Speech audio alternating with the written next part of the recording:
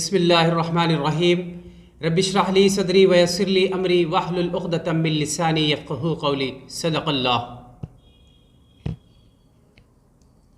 नई फ़िज़ा में परिंदा उड़ान भूल गया, ज़मीं पे चलने लगा आसमान भूल गया।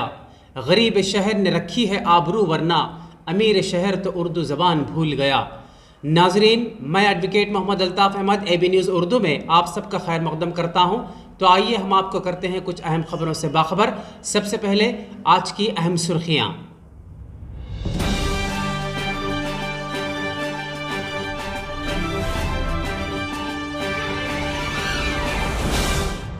करीमनगर में मुतअद्दिद मकामात पर बैरिस्टर असदुद्दीन अवैसी के लिए खुसूसी दुआओं का एहतमाम।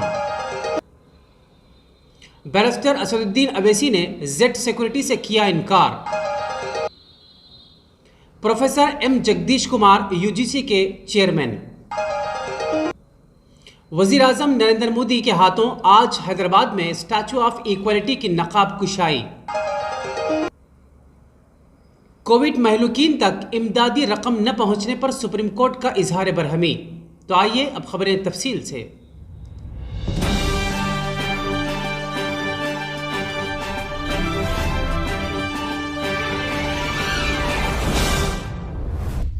करीमनगर में मुतअद्दिद मकामात पर बैरिस्टर असदुद्दीन अवैसी के लिए खुसूसी दुआओं का एहतमाम किया गया।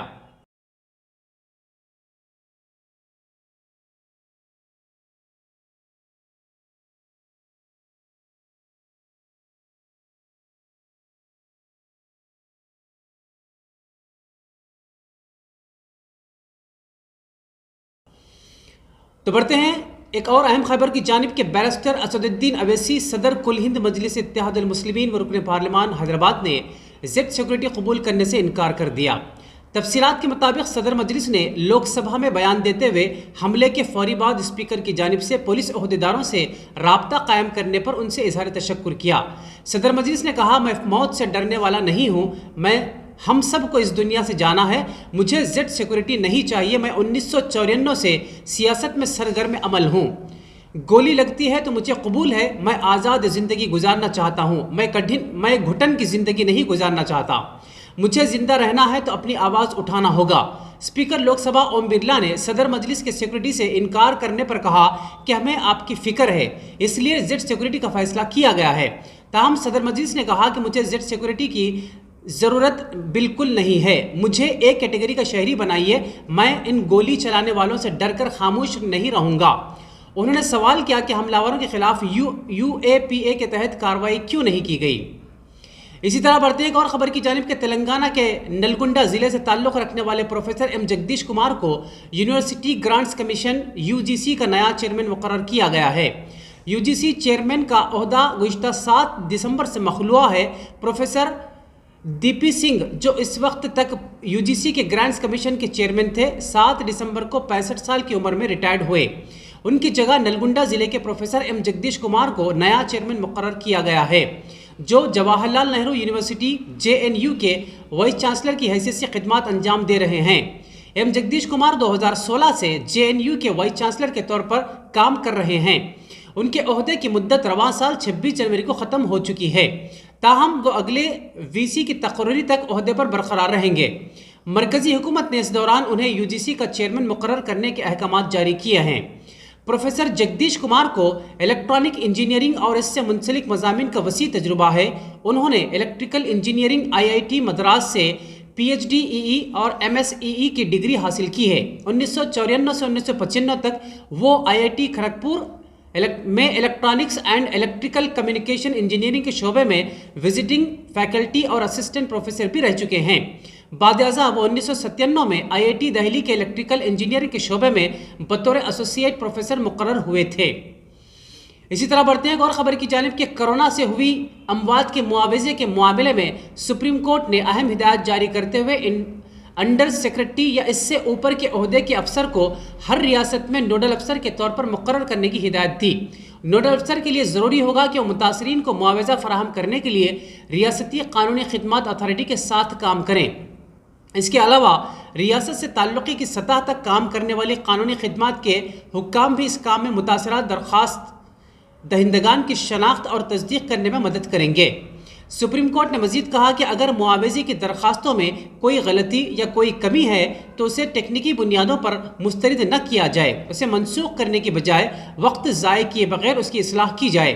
अलावाजी सुप्रीम कोर्ट ने महाराष्ट्र हुकूमत की पॉलिसी पर तनकीद करते हुए कहा कि सिर्फ ऑनलाइन दरखास्तें देने का इंतज़ाम बिल्कुल भी अमली नहीं है। सुप्रीम कोर्ट में सरदर्श करते हुए कहा कि दूर दराज के देहातों में रहने वाले गरीब कम तालीम याफ्ता अफराद के लिए ऑनलाइन दरखास्त दाखिल करना मुमकिन नहीं है। सुप्रीम कोर्ट ने गुज़िश्ता माह इमदादी रकम महलूकीन के अफराद ख़ानदान तक न पहुँचने पर सख्त बरहमी का इजहार किया।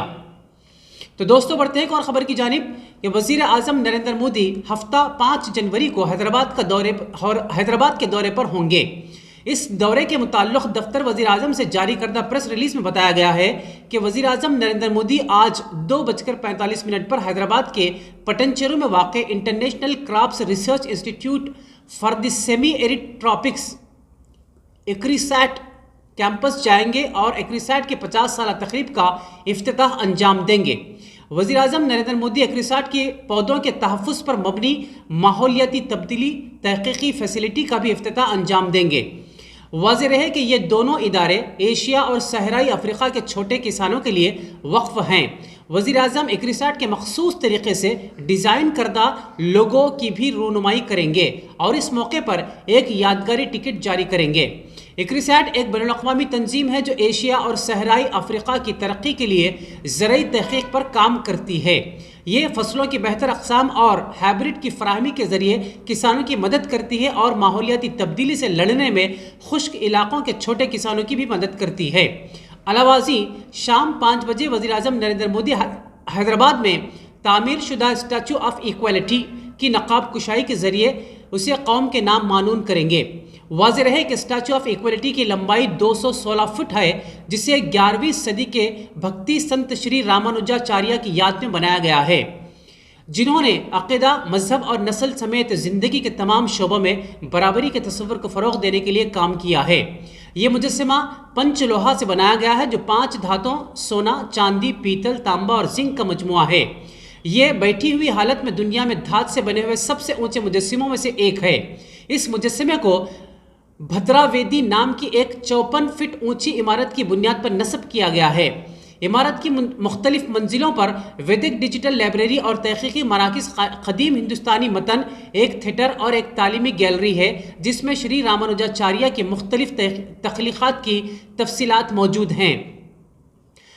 आखिर में हम इस उम्मीद के साथ आपसे विदा लेते हैं कि आपको हमारा अंदाज़ लब लहजा बेहद पसंद आया होगा।